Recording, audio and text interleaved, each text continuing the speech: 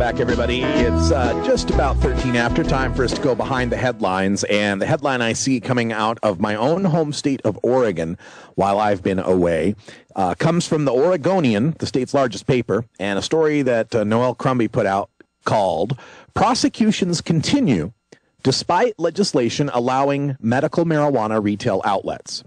And what this is in reference to, of course, is we had House Bill 3460, which the governor is expected to sign, and it creates legal medical marijuana dispensaries. Sets them up. They can't be 1,000 feet from a school. They can't be 1,000 feet from each other.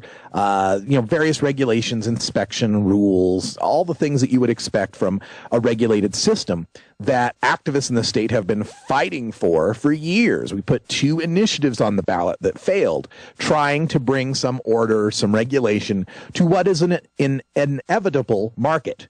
It's an inevitable market. You cannot create 55,000 legal patients and a number of 10, 20,000 legal growers and not expect there to be some commerce going on there. You cannot repeal the law of supply and demand. And so long as those 55,000 patients need some medicine, somebody's going to step up with the supply. The only question is whether or not that's going to be regulated and taxed, or whether they're going to play wink, wink, nudge, nudge like we have been. The problem that comes up with this story is the fact that we do have a number of activists, all friends of mine, who are being prosecuted for trying to supply safe access to these patients. In Washington County, we've got the prosecution going on of the Human Collective.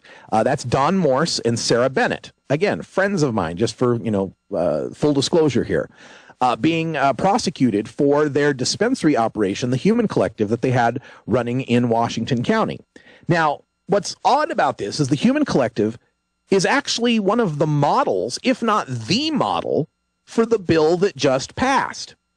It was the best run in the state, the one trying the hardest to live up to the strange and arcane rules that are written up in the medical marijuana program about reimbursements and supplies and utilities. They tried their best to try to follow that poorly written law.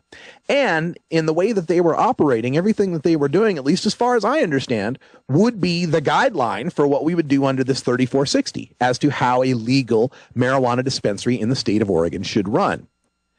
Nevertheless, despite the fact we get our legislature passing this, the governor ready to sign it, and the people generally wanting it, we still have prosecutors that want to go forward and with felony charges against these friends of mine and put them behind bars and separate and destroy their families. Because as they say, this conduct, this is Bracken McKee, he's the senior deputy district attorney in Washington County, quote, "This conduct was against the law at the time people committed the crime. We are expected to hold people accountable," end quote.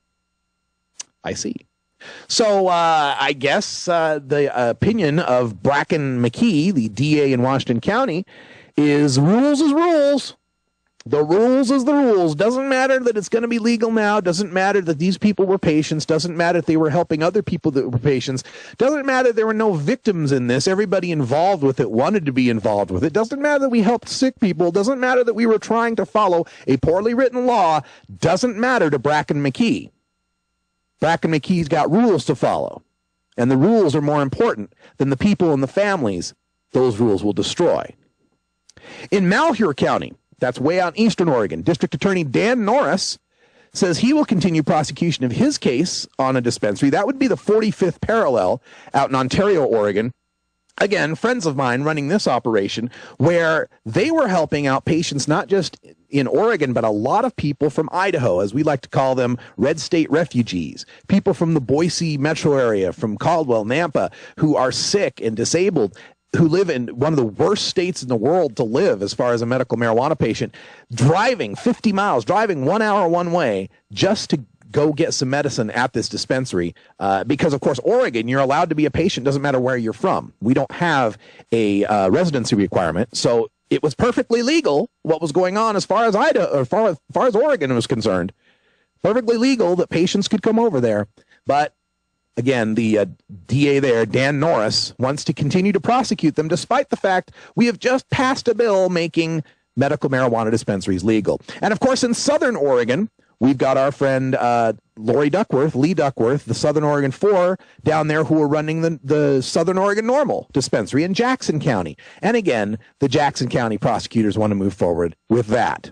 Now, a Oregon School of Law professor says this is legally solid ground because, yes, indeed, it was illegal at the time, or they allege what was going on was illegal at the time. And they could move forward with this, absolutely.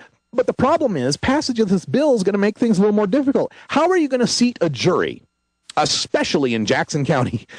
How are you going to seat a jury that is going to be willing to put these people behind bars for decades when what they were doing will be legal by the time this goes to trial? And the other thing I had to say about this, remember when 502 and Amendment 64 passed in 2012, just a little while ago? And how prosecutors in Colorado and Washington State dismissed cases by the hundreds with respect to marijuana possession?